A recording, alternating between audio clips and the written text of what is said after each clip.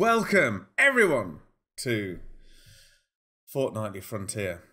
Featurette, including myself, Big JR, Maya, the man over here, and the Dargenator, right, the man over here.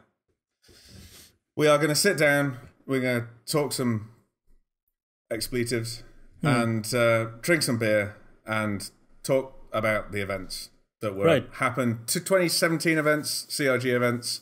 A lot of fun. I was there at both of them, and these guys have some questions for me about them. We do. Go. And this is totally beer. This is totally beer. It's interesting actually because I watched in sort of preparation. I watched the two videos that you guys did of CitizenCon and stuff. So it's interesting because I already know some answers to questions that you were talking about there, and I just wanted to shout at you. And I wish I'd been watching the show because I could have just answered your questions about boxes with dry ice coming out of them and all this kind of stuff. All right. Oh yeah, It's funny. It's funny because a number of people that say, "Oh, I thought Chris Roberts was going to come out of that box." It's just like, how big did you people think the box was? I mean, no. The thing is, every time we see Chris Roberts, it's always movie magic, and he's actually just 6 inches tall. Right, okay. I was so disappointed 2015 when I first saw him because I was like, you can't fit this guy in a screen, you know? Like, but hey, I've learned to manage my expectations. But yo, JR, once again, thank you so much for joining us today. But I have one question for you. Who the heck are you? I am Big JR. I have been building various stuff for events and TV and theatre and all that kind of stuff for a fair while now. I'm a big Star Citizen fan, loved all space games, got into Star Citizen, had a particularly boring year building trade stands and stuff for dentists and people who build tents and all this kind of stuff, and thought, you know what, I want to build something fun. I haven't built anything fun for years. Nothing boring You're about a rock teeth. star. Well, no, and it's just that whole thing. BritainCon was coming up, and I thought, let's build something for BritainCon. Let's go into the game. Let's find something and build a prop, because I haven't built a prop for ages. And went through it, found the spacesuit locker from Port Olisar. Thought everyone will have walked past this thing 100 times. It's about the right kind of size. It's big, but it's not too big. It'll fit in the van. Just bosh down to BritainCon, stick it in. And we did. And 3 weeks later, we had a cool spaceship locker and took it down to the event, and the rest is history. They really liked it. It ended up at Winslow, and they said, hey, how about building some stuff for us for Gamescom and CitizenCon and things like that? And yeah, the rest is history. And because we're seeing, you know, what eventually is going to be revealed as the Saber Raven, but this screenshot. I mean, at this point, this was pre me actually being contracted by CIG, so this is all jump into the game. This is obviously 2.6 point whatever. Jump in. That label pissed me off a huge amount.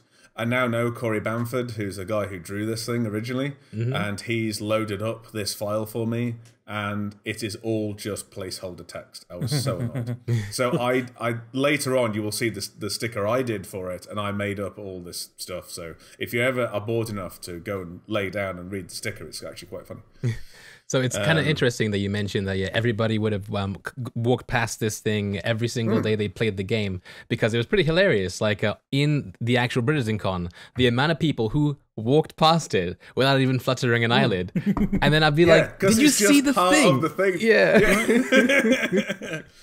Did you actually pull the game files for this, or did you just eyeball it from screenshots? This is all eyeballed from screenshots. Okay. I mean, to be honest, even though I now kind of have access to a lot of the game files, I still do most of the stuff from screenshots. Just because the game files are useful to a degree, but they can actually make it more complicated than not, because if you end up relying on them, you end up adjusting the files, and then you'll hit a point where you've messed up and you can't actually build it. So it's much better to draw everything from scratch, because you know that everything you draw is a piece of wood or metal or plastic or whatever. So nothing you draw, you haven't considered how you're actually building it. So exactly, yeah, you're modifying every piece to your production process. Yeah.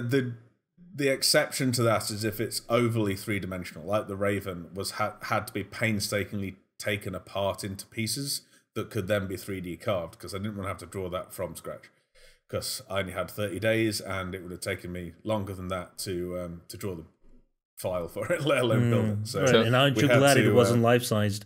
So I noticed I noticed earlier that when you were building it together, like you had two halves, and the first half actually had like coasters and on the side. What was the idea? They're basically because I've been working in sort of events and stuff. Everything I build, I always have in mind that it'll get used 5 or 6 times a year at different venues for about 5 or 6 years. So you have to build everything to survive and be easy to transport. There's nothing worse than building stuff that you can't transport. So this thing splits down the middle. It's got casters in the left-hand side of it that stick through holes in the right-hand side of it.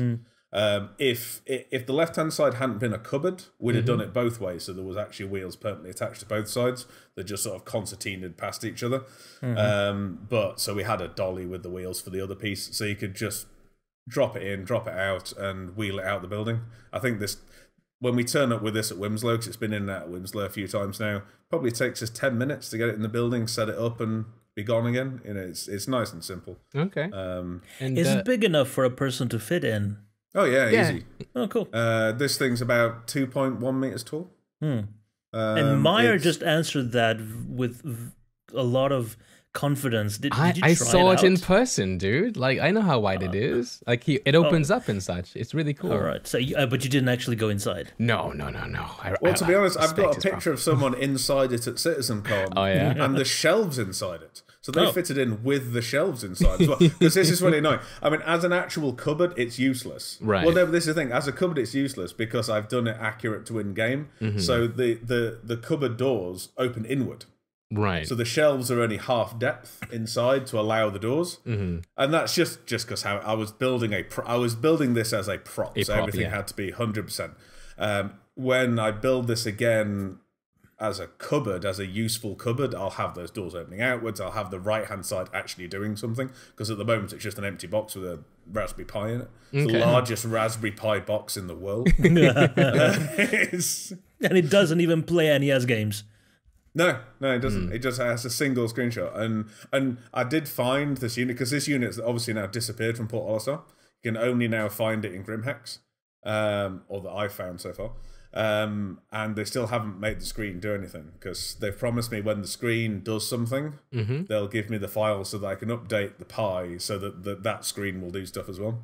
Oh, cool. On the model, because obviously it still lives in the office. So did it ever change color when you activate it and stuff in game? No, it's got it did in game, but we didn't do any fancy stuff on the actual panel. We just had it as a press to change. The way that it says in it. So, what sort of techniques do you actually use to make these things? Like, we see a lot of wood and a lot of routing, but is it a routing? Routing, yeah. A router is the internet thingy. Yeah, a router is the. Yes. So, anything else? Anything? Yeah. I mean, unfortunately, the list of tools required to make this stuff is too scarily long. But the basic principle is you draw it in your own CAD program that you're happy with. Most of the stuff I use SketchUp or Fusion 360 are the two programs that I find talk best with CNC machines. If you go too complicated, we've used Rhino and stuff like that before. CNC machines are very dumb. They're very stupid machines.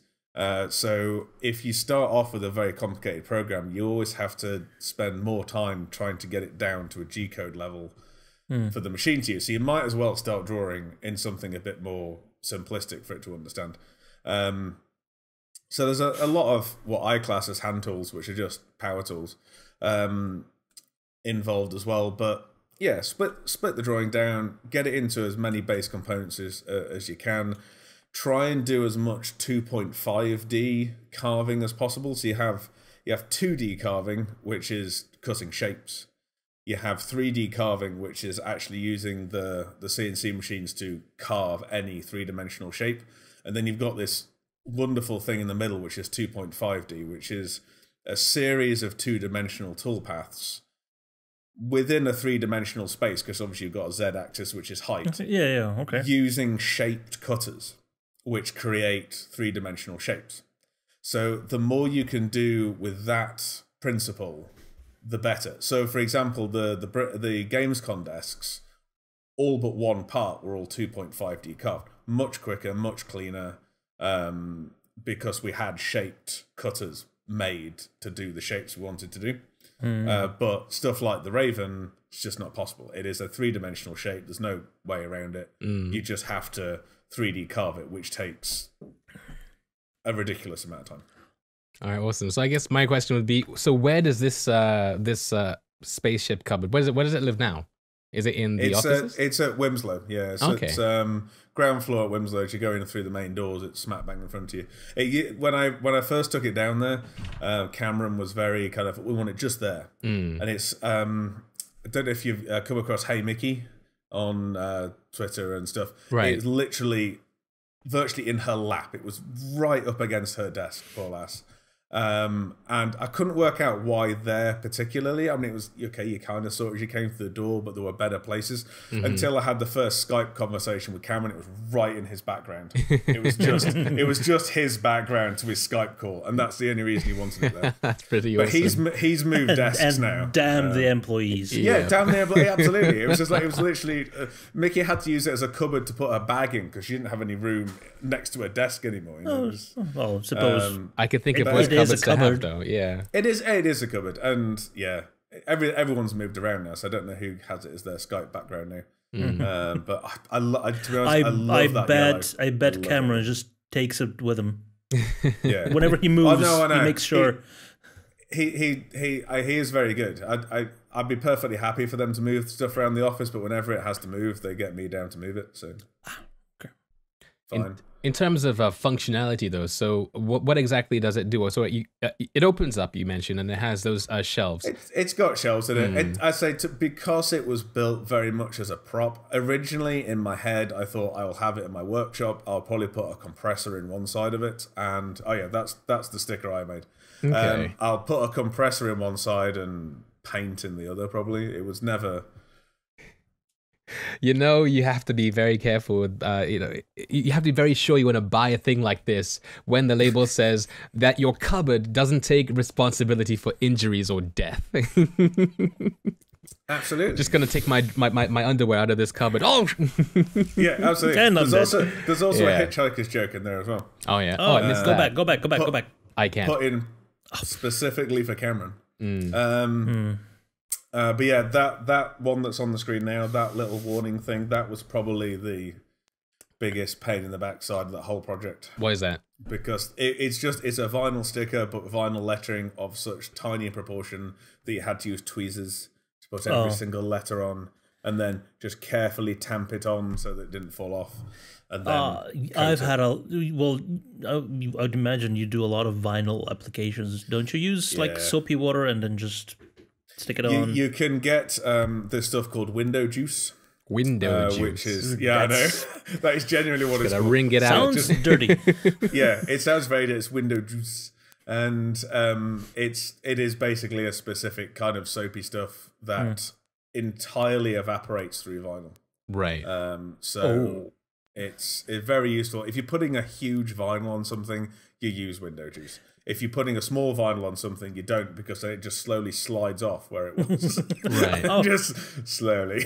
And that was it. Okay, that makes sense. That was it on the show floor as well. You can see it really did blend in with the yellow walls as well. It looked very natural there. Yeah, but also a lot of people that were at the convention have seen it so many times. It just became part of, they just mentally block it and then block it in real life as well. In real life, no, absolutely. So when it came back from BritisonCon, I did a few extra bits on it. I did the shelves to go inside it and stuff, and it was stupid. The LEDs I'd nicked out of something else, and there were 24 volt rather than 12, so I didn't have an RGB controller for them for BritishCon. So it finally arrived just after BritishCon, so I could actually get the colours right, because the lights in the door are orange, and yeah, the other ones was an off blue rather than an actual blue. So once I got the RGB controller, I could actually get the colours right on it as well. And a lot of the vinyls I took off, so this is me spraying a lot of the larger lettering on.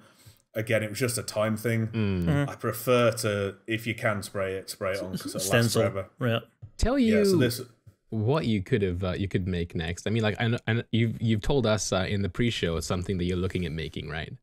But have you seen those arcade cabinets in yes, in the Star one with Marine? Game Over on and stuff. Yeah, because we do have an arcade game in Star Citizen. You know, we have Hyper Vanguard Force, so it would. That's true. Well, I as a little bit of a BritishCon teaser, one thing we are building for BritishCon, hopefully, is some of the trading consoles.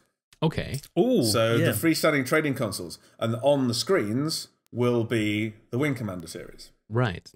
So people can play the Wing Commander series as an arcade game on the trading consoles. That is pretty awesome. That is pretty awesome. So that'd be quite cool. Oh, but now you've given me such a now you want to go? stupid idea.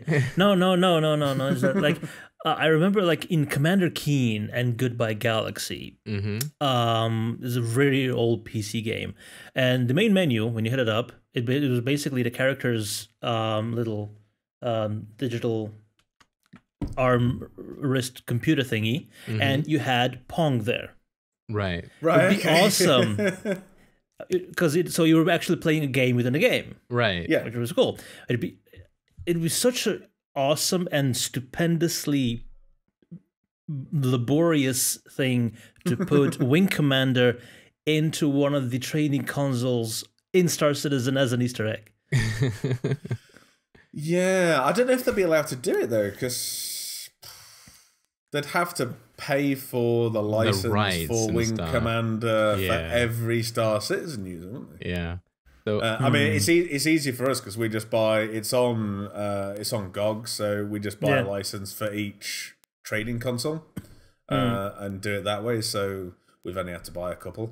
But you know, it would be cool. It would, because it's not Chris Roberts who actually owns the rights to the game anymore, is it? No.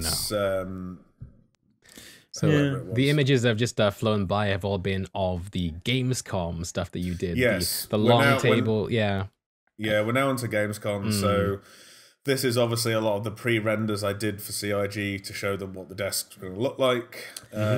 Were these actually based on anything, or is it? Oh yeah, these are in game. Oh, all right, so actual desks in game, or made to look like props that are in game? These are in the outposts. In the Ryari outpost specifically, yeah. Okay. They are in the outposts. They are accurate metrics wise, other than the fact that they're shrunk down a little bit so that they actually work as people desks. And then we actually made the gamers ones narrower to fit the number onto the stand.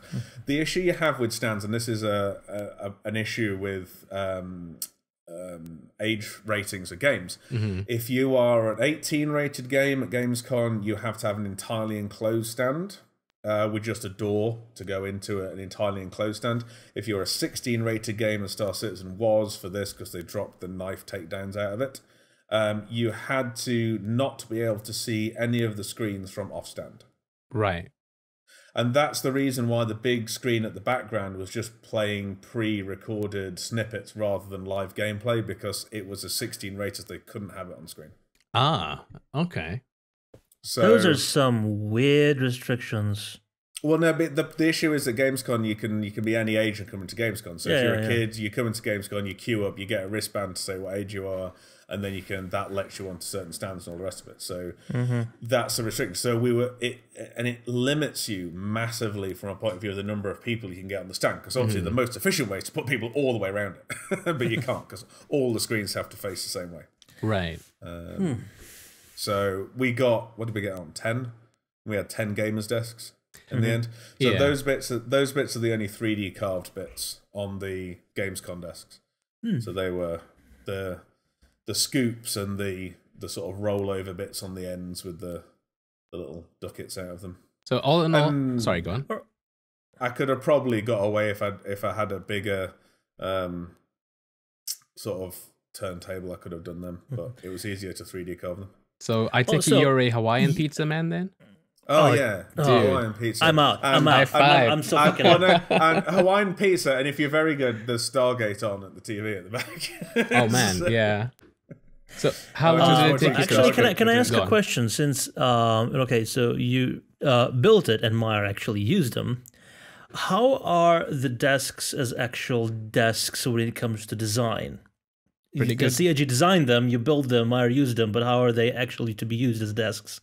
They're not bad, actually. I mean, we made sure the cable runs and stuff you'll see later on that we did. Obviously, all the holes and everything in them, I added into them along with the art department at CIG to obviously get the cooling for the PCs to work. Mar has an idea what about with that, because he has a similar. I talked him into a similar thing. Yes, because the issue is that is the PC case that all CIG computers are in, so it had to fit that case. But I think as a desk, it's not bad actually. It could do to be wider. Those gamers' desks could do to be wider. I love the big streamers' desk that Maya was set up it was for the week. so good. I mean, if you had 3 people at that desk, it would be fucking amazing. It really would be. Yeah, I mean, like in terms of in terms of just ergonomics and stuff, it was really comfortable. You know, like the rounded edges and stuff. It's and also the height and everything. It was more comfortable than where I am right now for sure. So they're not bad. They're really not bad. Because so much thought is put into every asset they make at CIG, you don't have to do a huge amount of messing about to make these work in the real world. You know, you can take measurements off a variety of real life desks that you're sitting at and go, is this comfy? You know, how much clearance do I need for my legs underneath it? All that kind of stuff. And then just add a bit of greeble in desigin. And then absolutely. There's always a bit of tweaking. There's always a bit of tweaking in these things in that you're making it out of 3 thicknesses of wood. So you're always going to make it, you're always going to, you know, knock it to the easiest thickness because no one's going to notice half a mil here, a mil there, sort of thing. And that's why drawing everything from scratch is such an important thing. Gotcha. You never take something and it ends up being 16.5 mil. You'll make it 18 mil. You know, so yeah. So this big desk, did it have any sag in the middle, or was it just? There is no sag. You could stand in the middle of that. It's got a scaffold that runs up the front edge of it. So, because I mean, when you look on the stream, there were 4 PCs on it. There were sound desks. There was all sorts. You could literally stand in the middle of that and it wouldn't sag. So it also had a sort of like inbuilt cable management system and stuff in as well. So like unlike my desk, which has a freaking bird's nest or rat's nest even, like it was proper sound. It was really well done. And you'll see once it gets onto stand in a couple of pictures time, there's a little trapdoor on the underneath of it to get to the cables at the back of the PCs. Because that was the issue. Once you slot the PCs into them, you then couldn't get to the cables at the backs of them. So we did little doors, and we did these were the crates as well. The crates were awesome. I love the crates. Make them yourself? Yeah. There were. I like to, if people are willing to pay for crates, I sort of strong arm them into building crates because they make my life so much easier because you can actually stack things in lorries and you can stack them 3-4 high and they'll be fine. And right, they're standard pallet size, right? Yeah, they're just under Europack pallet. The Europacks you can't get side by side in a Luton van, annoyingly. So they are designed to fit in a Luton van nicely. So they're also you can very get them in like a French or a German van. Yeah, don't get me started on the difference between British and European vans. Not only is it a long conversation, it makes really bad Twitch stream. At least they weren't Japanese vans, though. I mean, like good luck the K putting vans. one of those yeah, that'd be awesome. but they like everything small over there, so you just make tiny desks. Yeah, that's true as well. But I like how you went with that's the trapdoor, yeah. Those ones. Nice. So little doors in the back. Again, you know, worked with the art team that do the props to make sure that the door shape was nice and still, even though you'd have to lay on the floor to see them. I love the detail. Did it have one of those mechanisms where you go click, click, and it opens up? Or did you not bother with that? They're just spring-loaded, and there's a little, you just get your fingers in and open them. Okay. All right, so before we move on to CitizenCon, because CitizenCon's just come up there, Where are those desks now? Do we know? Where do they live? Yes, I always know everything of mine. There are 4 of them at the Frankfurt office. If you spot any of the ATVs, you'll see the crates in the background sometimes. So and the rest are I have in storage along with the Raven. Basically, Wimslow have got another floor of the office that they've now managed to get hold of, so they're doing a big revamp and a resort out. So sometime earlier this year, spring sort of time, the desks are going down to them. And the big streamers desk actually splits in 2, and there's end panels for them, and they will be Chris and Aaron's desks. Yeah, because when Chris and Aaron showed up at Gamescom, their eyes were just like, vroom. It was like, I'm having this, and then Aaron's like, I'm having this. Like, we'll share. It splits in half, and it goes either side of their office. That's awesome. That was always a design feature of them that they were their desks. Oh wow, okay, nice. So they came out if you have any extra left over once they pick them up. Well, we'll get to that after this. We'll get to that after this. Right, after the pièce de résistance, which is probably the most impressive thing you've made, at least visually to me, for Star Citizen. But I'll let you explain just how annoying it was. This was a bit of a harassing thing because obviously the time between the end of Gamescom and the beginning of CitizenCon was just over 2 months. Project like this you talk about and fire money and prices back at each other and all this kind of stuff. So it ended up from when we had the go to build this to us delivering it on site was 31 days. Ooh. To build a 1/4 ton, 3 meter long, 3 meter wide spaceship. I didn't sleep a lot. so this is us making up basically the stock. So that's layers and layers and layers of birch ply to make up big 8x4 bulks of timber, so we weren't wasting too much. We still use 32 sheets of timber to build this. So that's starting to 3D carve out the top face of it. The thing is, the thing's so big, we couldn't get it through the doors at the Capitol Theatre in one piece. So it always had to be made in more than one piece. It would be unmovable safely in one piece anyway. Right. So that was fine without damaging it. That's my artist Misha, who just about went mad on this project as well. So that was we didn't have anything but the wings at this point, and this was a problem. This was like 12 days into the 30 days, 13 days, because it took so long to do the drawings for it and then start together. So by this point, nearly half the time has gone, and we've got nothing but wings, physically. And it's like, so then at this stage we finally started to get some bits of a spaceship. It's like it kind of looks like this might still happen, and it's just like the I don't have a big team. There are not many people that do what we do. I've probably got a team of 2 or 3 people that I use regularly, but none of them are permanent staff. They're all contractors, so I have to rely on them being available at the time. So you're always in the hands of the gods from that point of view. Because I don't have the workload the rest of the year. I tend to do 2 or 3 huge projects a year, and the rest of the time I'm finding the project. So you can't, unfortunately I'm not at the stage where I can have permanent staff. This is back in the second workshop back at home, so this is starting to put all the pieces together. Is it upside down? It is upside down. Right. I was looking at it. Yeah, there we go.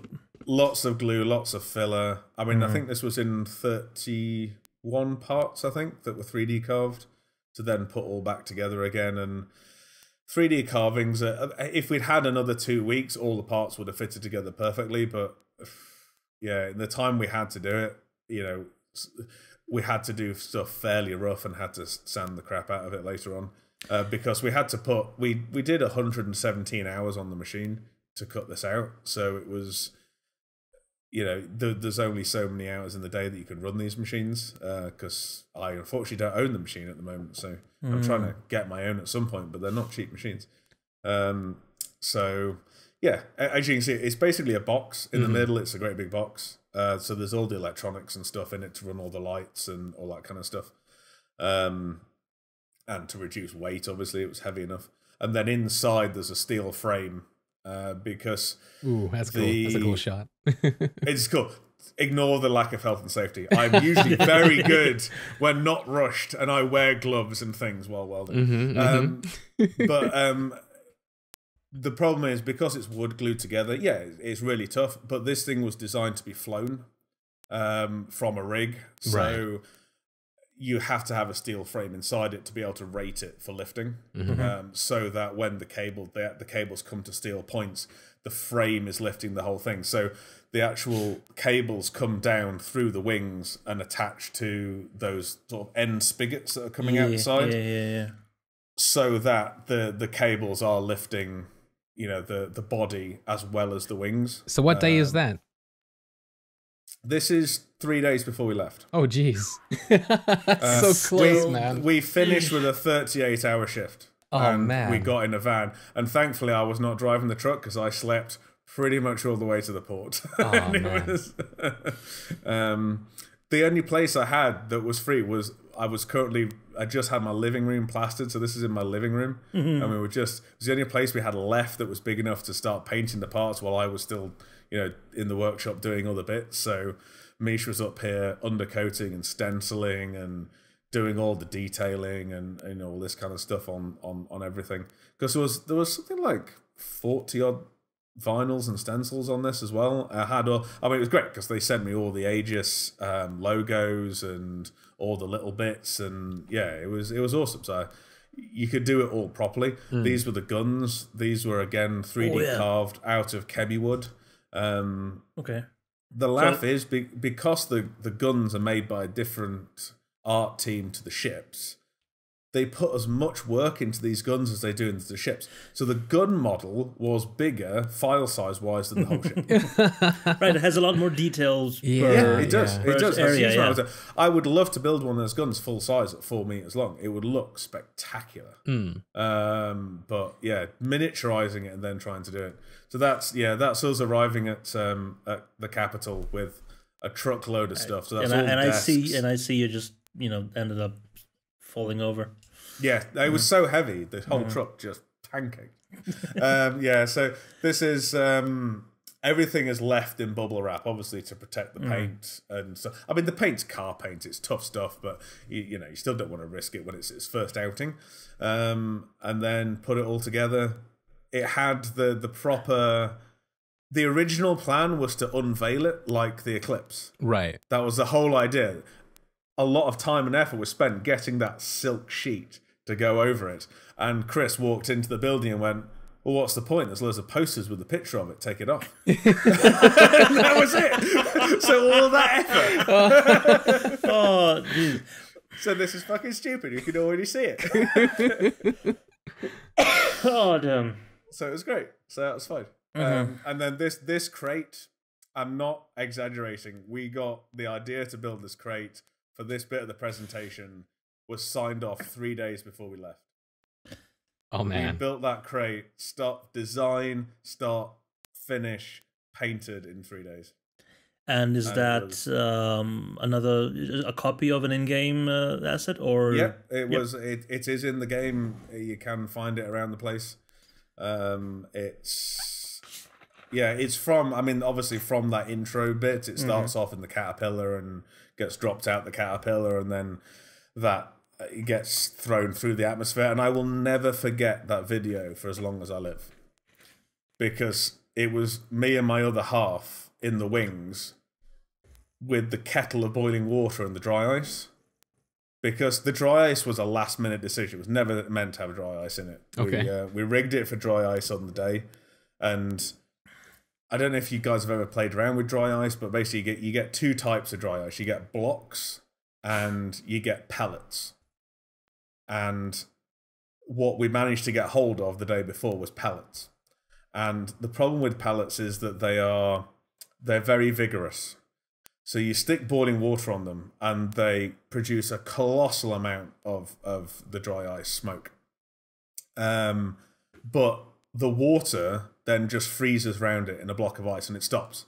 So you get about 7 seconds. So we had to pour the boiling water in about 5 seconds before I ran on stage, dropped it on stage, pulled the gaffer tape off the light so it appeared, because it was during a blackout. So the idea was it would just appear. So that's what it would look like as a Maya version of this crate. I do like that logo. The logo is interesting. I had a bit of a play around with making that semi-three-dimensional. I could have sent you the 3D file that I used to make it. Well, I did it originally as an actual 3D, as it would be. Then you get into perspective to see it in that frame. But obviously, if you're going to make it doesn't work. It has to be about 24 mil deep to mill it out of, say, chemiwood and then cast it. I have here's a GHG one that I did for him. Oh, nice. Yeah. Semi-painted. Ooh, that way. No, that way. So that's similar. So that's a 3D carved and then cast resin logo for his org.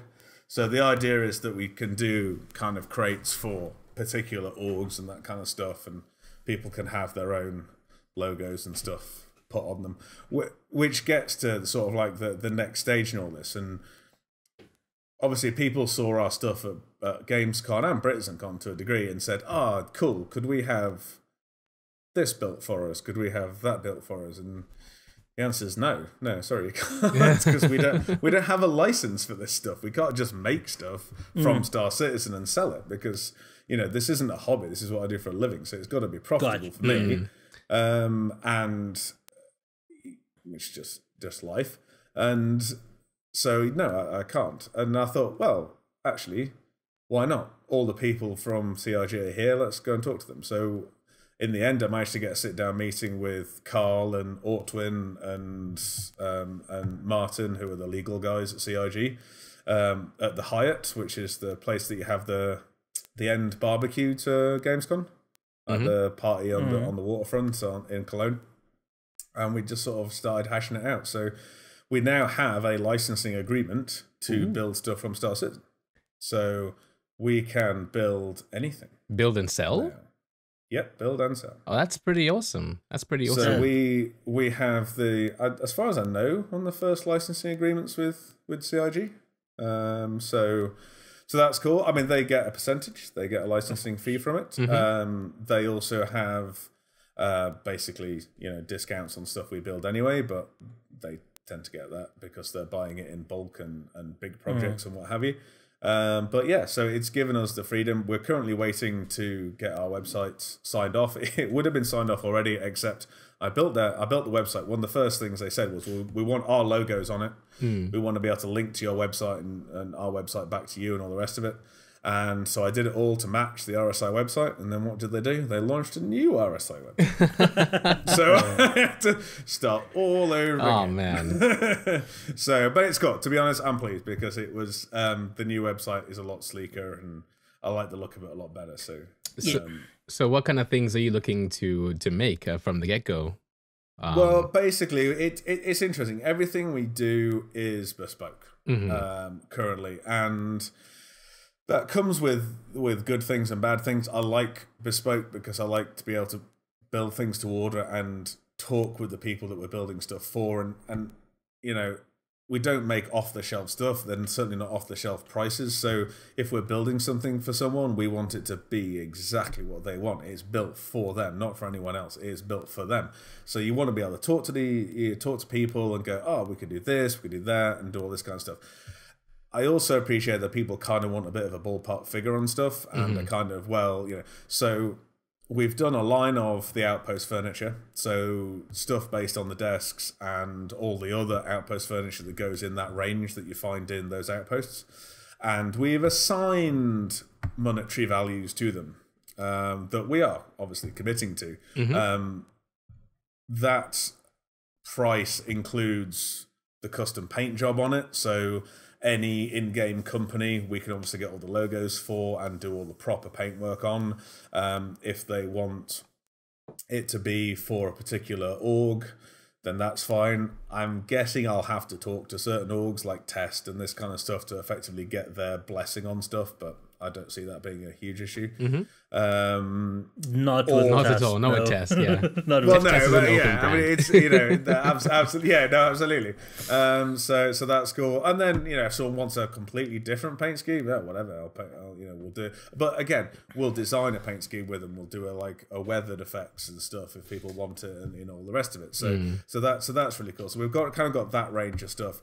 We've got a range of, or the start of a range of cargo, which obviously starts off with that crate that we did for CitizenCon in 4 different guises. So we've got it in-game companies. I've done a Big Benny's render of one, which looks quite sweet. We've got an org one, so I've done a GHG one similar to that Mile one that you showed. That one has to happen. Well, yeah. I've also done a Pips one. Okay. That has a Russell Hobbs fridge in it, because it fits a mini fridge inside the case. So you open the front and it's got all the cans of Pips. I've even found a company that'll do me the cans of Pips for me. So that's quite cool. I've got to order like 500 of them. So I think you'd manage to sell 500 easy. I mean, I was gonna ask now, like, in terms of, I guess, getting it off the ground, you don't really need too much help with that. But I know that you want to start bespoke. But have you thought of maybe perhaps like limited runs? Like, say, okay, I have 50 of these or 100 of these, and they're all like generic. Because I think that might sell faster and kind of help get the name out really fast, even though the name is already no, indeed. And the other thing is tied in with that is that we want to do some smaller stuff, right? Because the crates and stuff, those are 500 mil square. They are big. They're not small crates. Yeah. We also want to get, because they're in-game metrics. Most of the stuff we do is in-game metrics or tweaked in-game metrics to make it real life size. But one of the things I really want to get into is doing some hanger flare. Because for exactly what you said, for the point of view that you can do it not as bespoke. So one of the things I really want to do is do the blueprints, the ship blueprints. Okay. In that really nice LED lit frame and all that kind of stuff. Because what we could then do is do a limited run of we're only ever going to make 50 freelancer blueprints. Right. And that is a set product. There's no bespoke customization to that. It's a limited run, as you say, of 50. The other big issue I have is that I can ship to the UK, I can ship to Europe without too much issue, because most of the stuff I build is so big it goes on pallets anyway, and pallet shipping's quite easy across Europe. Right. To the US, it's a different story. And obviously, a lot of the people that are involved in this game and have the money to spend on this game are in the US. So it's like, effectively, if I don't do anything small enough that I can ship 50 of over to the States and get someone over there to distribute for me, I'm cutting out half the citizens. Right. You need to build a franchise in the States. Or like fabricate a yacht. Okay, yeah, that'd be awesome. To be honest, this is interesting because originally an 890 jump looks like a yacht. Yeah, Get on it. Indeed. I don't think CIG would mind me saying this. When we first started talking about the Gamescom stuff, they already had a stand builder that was doing their stand. Because this was like 2.5 months before the show. I mean, it was pretty last minute. BritishCon was not that much before Gamescom. So they sort of said, "Oh, we really like your work. We'd love to get you involved." It's like, "Oh, fantastic." And what they asked originally was that if I could do all the design work and basically talk the German stand builder through what I do. And it's not something I've ever done before, but I really wanted to work with CIG because, it's Star Citizen. Yeah. Star Citizen. So it's like, yeah, exactly. And it became apparent after about 3 weeks that this just wasn't going to work. And they tried to find other people, and I get it. I'm a small company. They're already dealing with big companies over there. They were keen to try and find someone that they were already working with to build what they wanted me to build. And in the end, they came to the conclusion that a lot of people do is that not really a lot of people do what we do. Right. In that what we do is very bespoke. It's very rare. Most trade stand stuff is not done to this kind of detail. It takes a certain amount of personal geekery to even want to tackle a lot of these projects. And that's a big problem. You could go to an external company and go, "Hi, we're CIG. We build this game called Star Citizen. Can you build me replicas from the game?" and it'll take you a month to try and get them into what you're trying to aspire to. The advantage of people like me and other people that do prop replicas and all this kind of stuff, we already are so passionate about this stuff to start with. We're desperate to build these, replicas. If someone gave me half a chance to build a full-size Stargate, I would be building a full-size Stargate that spun and everything. I'd give if I ever have the spare money, it will be done anyway, just for my own benefit. And it's which Stargate though? Oh, the original. So the Giza one. Yeah, just because I think that if I built the Atlantis one, I think it would be a bit of a cop-out because it doesn't spin.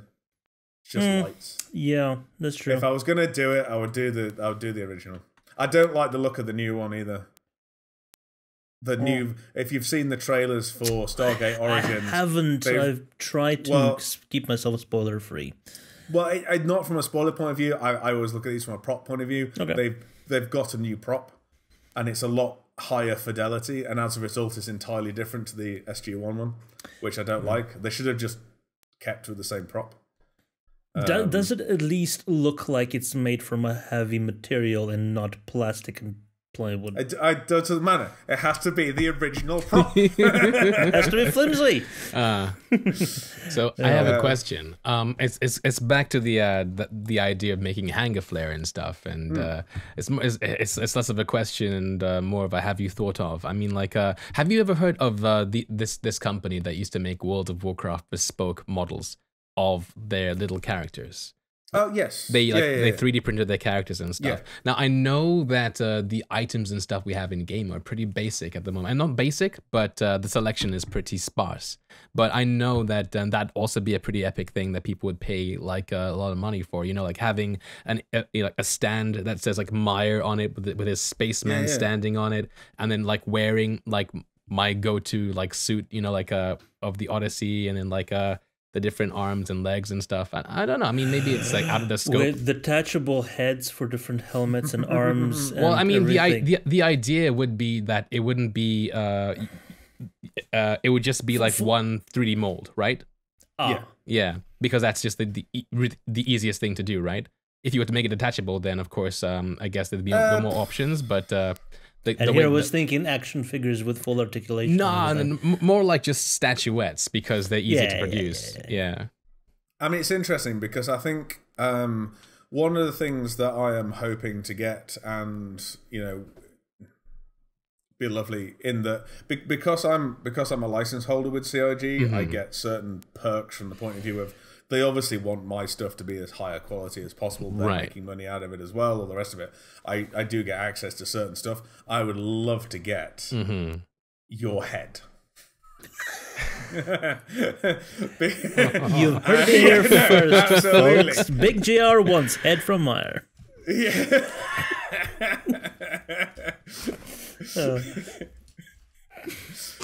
Okay. Because we could 3D print you. All right.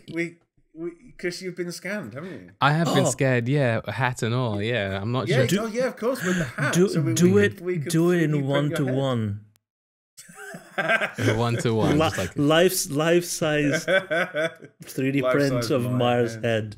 Or one of those paper masks so people could actually look like Meyer. Look like Meyer. Like entire thing. Oh man, that would be really cool. You mean like a bobblehead or what? Like you know how Bryan Cranston went to was it Comic-Con and he had his own head mask on, right? From Breaking Bad. That'd be hilarious, man. But yeah, I was at a home building show because I built my own house and stuff. So I used to spend a lot of time at exhibition stands and stuff. And there was this home and interior show going back probably 5 or 6 years now. And they had, one of these companies that did these ultra bespoke, crazy ass things. And it was a fuzzball table. And every single person on it, it was £29,000 to buy it. And you basically got to take you and however many mates down to their studio. They 3D scanned you and made beer bellies and all. This was before a lot of 3D printing. They were 3D printing you as the players on the table, And it's just like, yeah, it's there's a certain element of, if you could do it with Star Citizen, say do the mannequins with the heads. I'm really hoping, I don't know how they do it. I really hope they find a way of rolling out the head scanning. Well, I mean, it's in Derby at the moment, and I heard that they may think about taking it on tour to all the Imperator events and stuff that they're going to be doing this year. There are 3 of them. Awesome. I mean, it's it'll be phenomenal, because it's like I get why they've built the rig, obviously, to put the main characters into it, right? But, yeah, and they're the highest tier, the primary people. I can't remember what they call the highest tier 0 models. So I appreciate that everyone in the game isn't a tier 0 model, but it would be awesome for people to be able to be their own avatar. And I appreciate there's also a lot of people that don't want to be themselves in the game, and that's kind of the point of it. They wouldn't even have to make it free, like have an entry fee for if you want to be in the game, pay. It would be just another one of the ways you could back the game. I think, I think there's certain barriers to it though as well, because I mean, like if in real life, like you are a fairly large person, it'll be a bit weird to have like a fairly large person's head. On top of this, chins and all, like on top of tone, muscular body, and triple chin. It is an interesting point though, and I do wonder whether it's ever on their list of things to do is to bring in a couple of more size metrics to it. And I appreciate they have to redo every single animation. They have to. I mean, you saw how much of a ball ache it was just to get the guy in the Squadron 42 a demo to be 6 inches taller. They had to scale everything. But you kind of think at some point after release, when it's the studio is focused very much on ongoing development, bringing in different size people has got to be a huge thing. Yeah, I imagine so. I mean, like, it's probably not like immersive or high fidelity enough for CIG to even think about.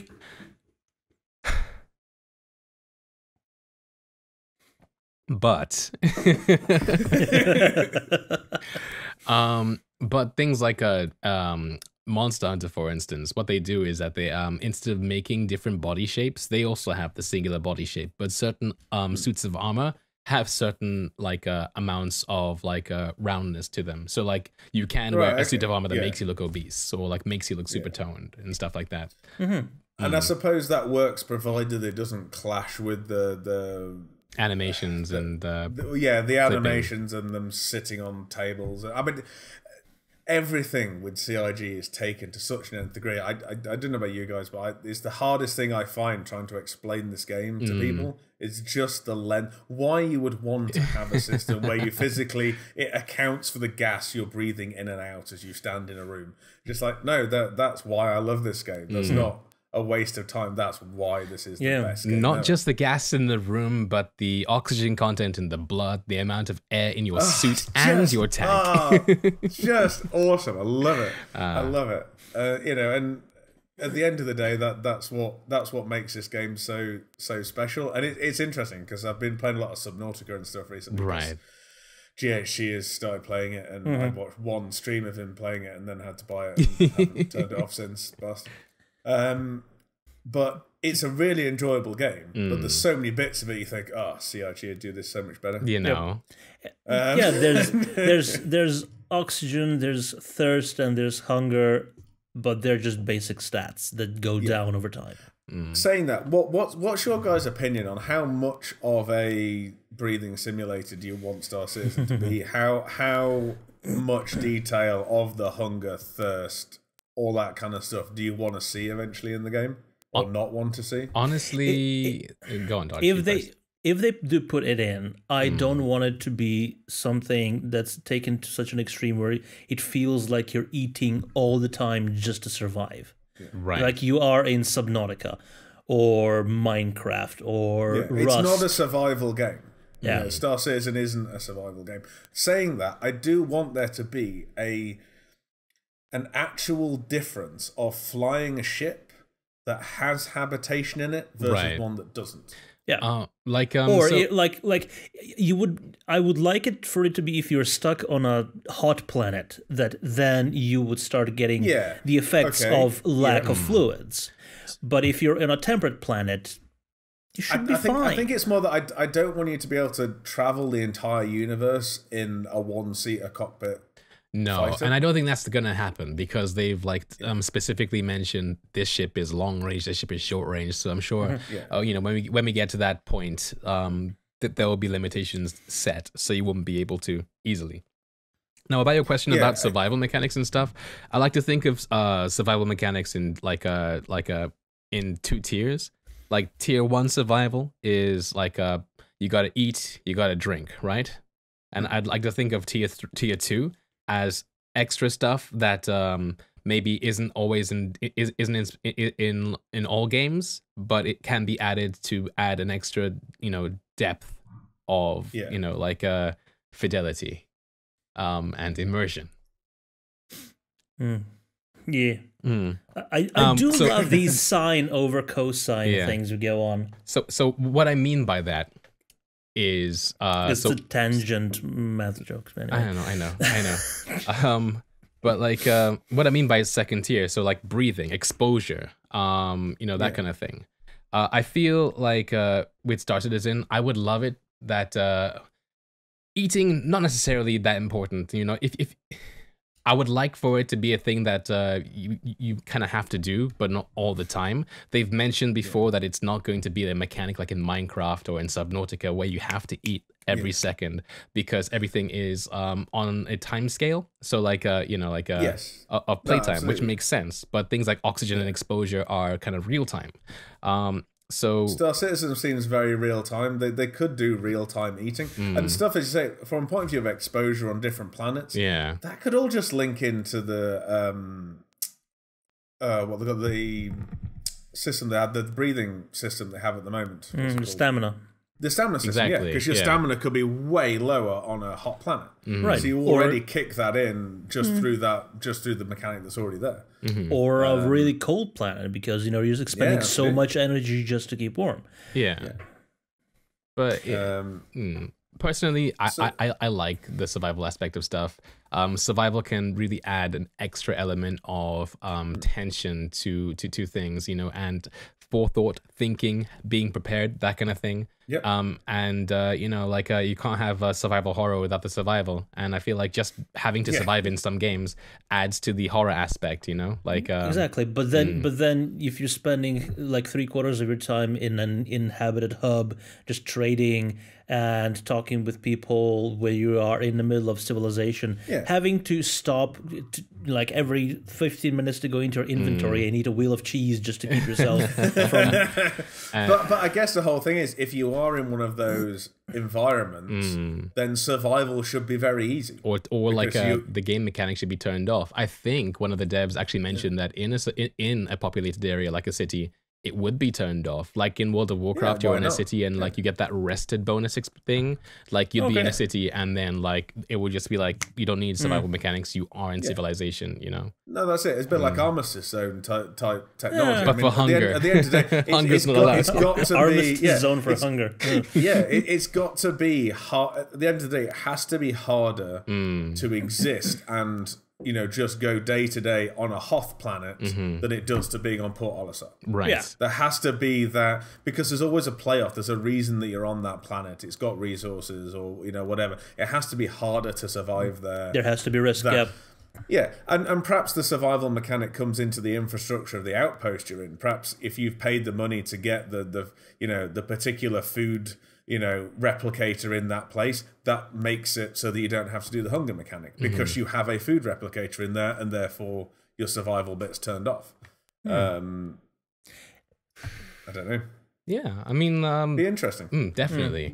Yeah, because I was trying to think of another game where it had the ability to turn off survival mechanics, but I couldn't think of any. But then again, I haven't played World of Warcraft in a decade or something like that. There are no survival mechanics. I was just specifically talking about like a zone that recognizes that you're there, so you start gaining experience. That's basically how they are. Yeah.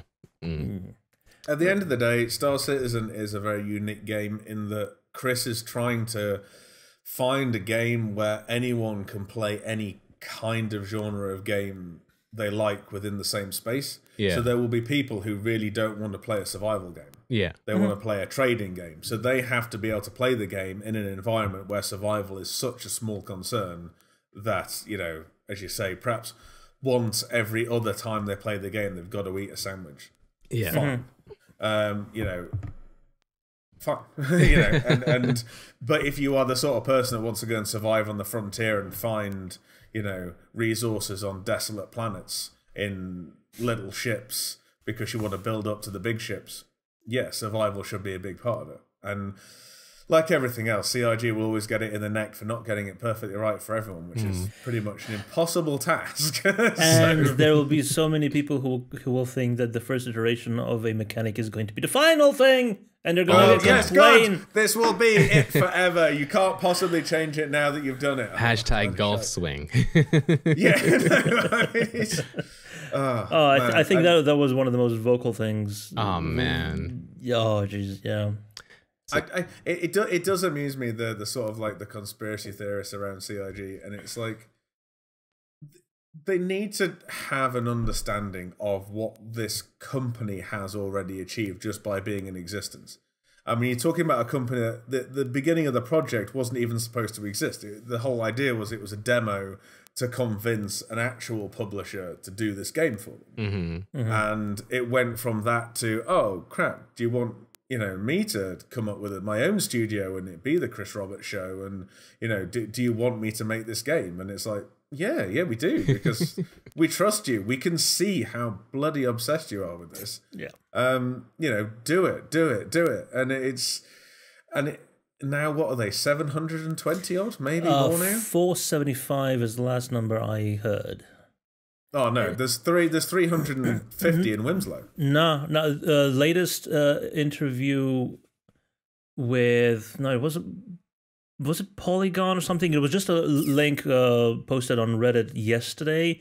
They had a conversation with Aaron Roberts, and the latest number is 475. Because it's 220 something in Foundry 42, which is the biggest studio. I find that hard to believe. They have a shadow floor that nobody knows about. Like, well, no, it's really interesting. The Winslow office is it's like a 5-story office building. Winslow itself, if you don't know anything about Winslow is I only know it has a funny name.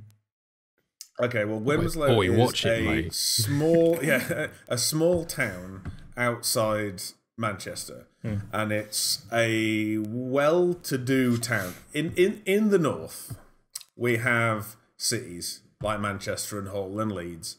And if you've got any money, you don't really want to live in them.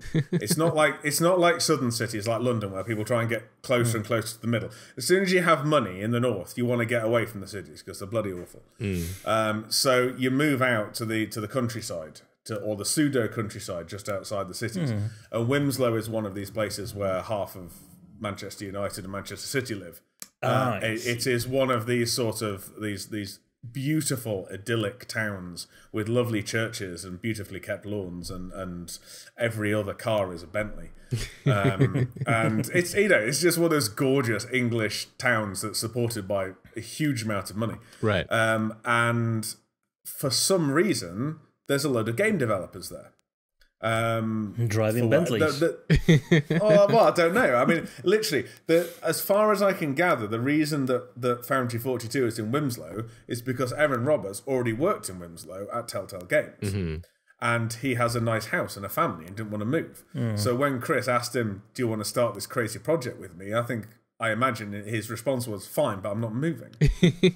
So buy me an office here. And because there was only 12 people in the office to start with, it wasn't really a big issue. And now they own every single floor of the building. Because last time I was down, they had floors 1, 2, 4, and 5, and they're still trying to get rid of this odd marketing department that are on the middle floor. And once they've got rid of these people, and they have agreed to leave now, I think, they can have the whole building, and it's all theirs. And that's their max capacity. And they have... every floor is packed. Some of the floors are 2 people to a desk at this point. Because I mean, it's interesting because when I started dealing with the licensing agreement stuff, I was dealing directly with Carl Jones, who's head of legal for CIG Winslow. And just between then and now, he has become very busy, potentially something to do with Crytek, to deal with, all the marketing stuff. Fair enough. He is head of legal and what have you, so he is a pretty important guy. So it's very nice to talk to him at all. They now have a marketing department that I'm directly dealing with, which are all brilliant. Will Turner and Ariane, all those guys. They've been working there less time than I've been working with them. And I've only been working with them since April last year. So the growth of the company is so quick that every time you go down to have a meeting in the office, everyone's moved. And there seems to be 50 more people than there were last time, because there were loads of empty desks last time you were there, and now they're two to a desk. It's just mad, absolutely mad. And it begs the question: just how much stuff are they making that we're not seeing? A lot, probably. Got to book myself a studio tour, because when I went to Austin, there was just one floor, and a lot of people were ill, so I didn't get to see much. All right, okay, Meyer. Yeah, I'm coming in of May. Can we do it? Can you do a twosome? Oh, what? For tour of the Wilmslow studio. Oh, okay. Well, I wasn't propositioning you like Big JR was before. Well, we'd have to like send an email ahead. I don't know what the dates of the studio tours are, to be honest. Yeah. I mean, whenever I'm there, it's not for a tour. It's to meet someone or something, but I get to have a wander around and say hi to the people I already know, and it becomes a longer period of time just to find them every time, because they've always moved. Right. They get further and further apart as each department gets bigger. They have to move to different floors and all sorts of things. It's crazy. But this is the thing. If you looked at most big game developers, let's face it, Star Citizen may become the largest game in the world. Maybe, potentially. Yeah. It is the most ambitious. It's the most ambitious. It's got a lot of money behind it. In 10 years' time, it'll probably still be going. It probably will be bigger than World of Warcraft ever was and all that kind of stuff. If you look at the amount of people at Blizzard or something like that developing games, pales Star Citizen into obscurity, but they still have to have every department that does every aspect of everything to do with the game. And because they're not part of a bigger studio, they have to have their own marketing department. They have to have their own personnel department, finance, payroll. Every single aspect of a huge company has to be covered by themselves. They don't outsource. So not anymore. Yeah. No, well, I think Turbulence about the only people they outsource to now. Well, yeah, now, yeah. Before they outsourced quite a few bits and got burned heavily. Yeah, but and now they try and do everything in house, and it shows, because everyone there has the passion. Now, I would say that 75% of the people that are now employed by them started off as citizens. So me included. So it's everybody wants the project to succeed that works with them. I think that's a prerequisite. If you turned up to an interview at Star Citizen and went, "I've never really heard of the game," you'd already be out the room. If you aren't obsessed with this game, we don't want you. You have to have the bug. Otherwise you don't understand it. No. It is a very different project. And everyone I try and explain it to thinks I'm crazy. So. I think most of us get that reaction from our non-fanatical friends. It's one of those things. It's a game that's been always just ignored by most publishers because they just think of the concept. It's not like the concept of Star Citizen has never been around, having the ultimate space sim that you can go and land on planets. Of course, everyone has always wanted it, but everyone's just that's just not possible. Yeah. And at the start of this project, it wasn't possible either. But Chris managed to get a group of people together that were like, "Yeah, but we'll make it possible." Yeah. Whenever I speak to anybody about Star Citizen, they always fall into two camps. That is, "Oh my god, I can't wait for it's going to be awesome," and it's a bit ambitious, isn't it? It's never in the middle. It's never gonna happen, mate. No. Yeah. I've heard this thing on the internet. It's all a scam. Exactly. It's just like, it drives me up the wall that people. I mean, the first time I ever went to Foundry 42, there were still people on the internet going, "Oh no, the ATVs were all green screened."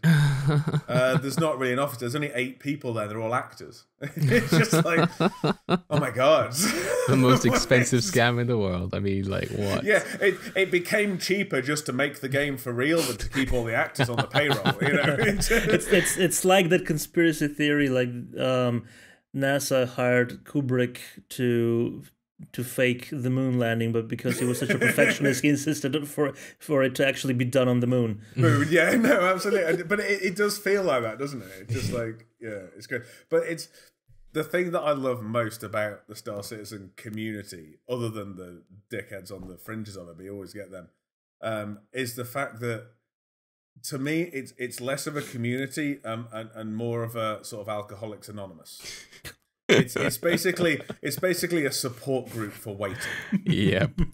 And whenever you go to a meeting or a Bar Citizen as they're labeled, you go around the room and you introduce yourself and you go, hi, I'm John. I've been into Star Citizen for 4 years now. The last ship I bought was a reclaimer, and it is that whole thing of they go, hi John, that's awesome. We'll support your crazy ideas of investing into this game. And we all just talk to each other. Yeah, no, that's it, and then you get tokens. It's been 6 months since I bought a ship. Yeah, no, absolutely. This is your 12-month subscription chip. And but it is, and we all keep each other going until this game comes out. And I really hope that when the game comes out, the community doesn't just fall apart. Oh, the game's here now. What do we do? Well, no, we'll just be playing the bleeding game. I mean, I really hope that people still tune in and watch people streaming it, because they'll be too busy playing. But you know, this is the other thing. The reason that Star Citizen may be very different is all the in-game media within it. You know, they've physically developed these camera tools and stuff for people to make machinima and, you know, and to have content. Right. I want to see the Twitch streamers that are around now being Spectrum streamers and being on, you know, the render to texture holograms in Area 18. Why the hell not? I mean, that'd be really epic, man. That'd be so cool. But why not? I mean, but if they want a world, if they want to exist in a world, you have to have all this content creation. That's true. Why not? Okay, you'd have to be, you know, under a CIG contract, you know, to be live into the world, and there isn't really any other way of doing it other than live, because otherwise they'd have to go through and edit everything you did. And right. You know, be a huge amount of work and time and money that would be pointless. But you know, there'd be people like yourselves that would be, right, you're contracted to CIG to do so many shows a week, and you know, you will be all over the verse. You know, people will be able to go to their ship. Tune in on your MFD. Yeah, but that's the whole point, isn't it? That'd be amazing. Running Fortnightly Frontier on an MFD while you're trucking titanium from Levski to Pyro. But that would be but it's the ridiculous. people that are around now that are the fabric of the community. Oh, yeah. That, you know, they've kept this community going. And you know, if it wasn't for the Twitch streamers and people, this community would have just sort of fractured out of sort of annoyance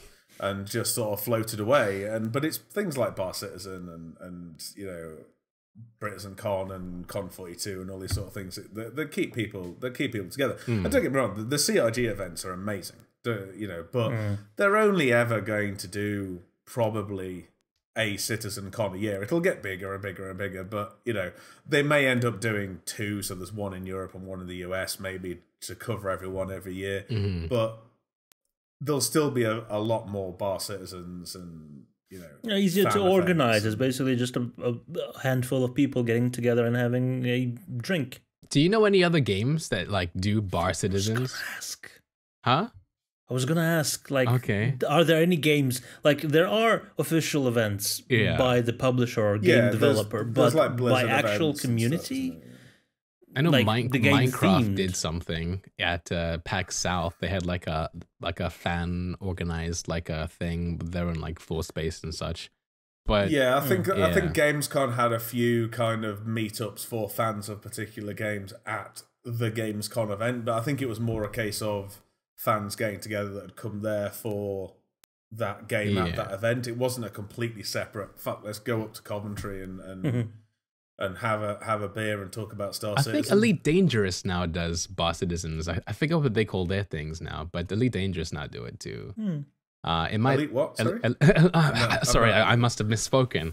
Star Citizen. I've not heard of them. But yo, JR, man, thank you so much for dropping by.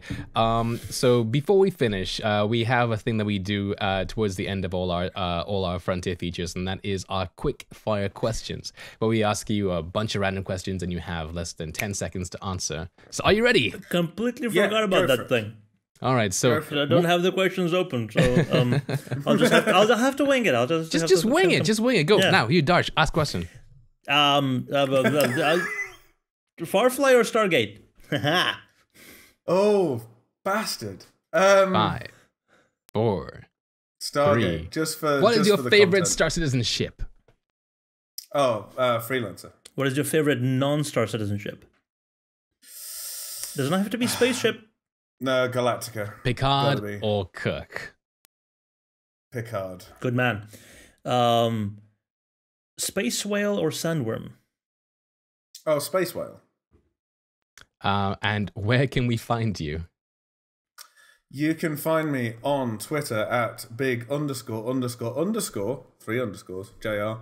But more importantly, keep an eye out at jrfabrication.co.uk, because very soon, fingers crossed, soon, TM, the website will go live, and you can have a look at all the things that we're going to build, and you can come and tell us what else you'd like us to build, and we'll tell you how much it costs to get it into your house. Cool. And all those links will be stated below in the description.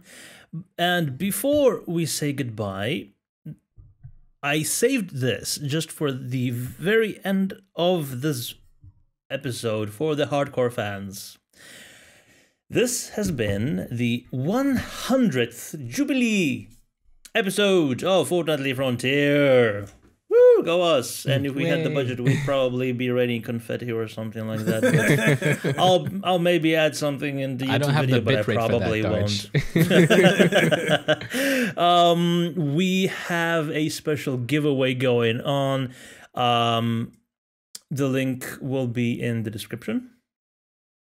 And it's also being pasted in Twitch chat right now by Meyer, because I already gave him the link in Skype chat. So. I can't open Skype chat without breaking the windows, Darge. Oh, crap. Well, we'll do it afterwards. We'll do it later, because Twitch viewers are still actually here.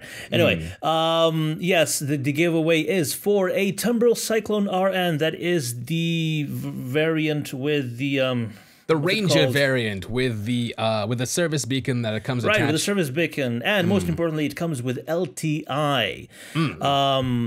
We're doing it via Gleam, something like that. Gleam, yes. Gleam. So it can last an entire month, and all you have to do to enter is go to the link and follow the instructions. The giveaway will be ending at the end of March, so you have plenty of time to enter, and we will be drawing the winner live on Twitch in the very first show of April.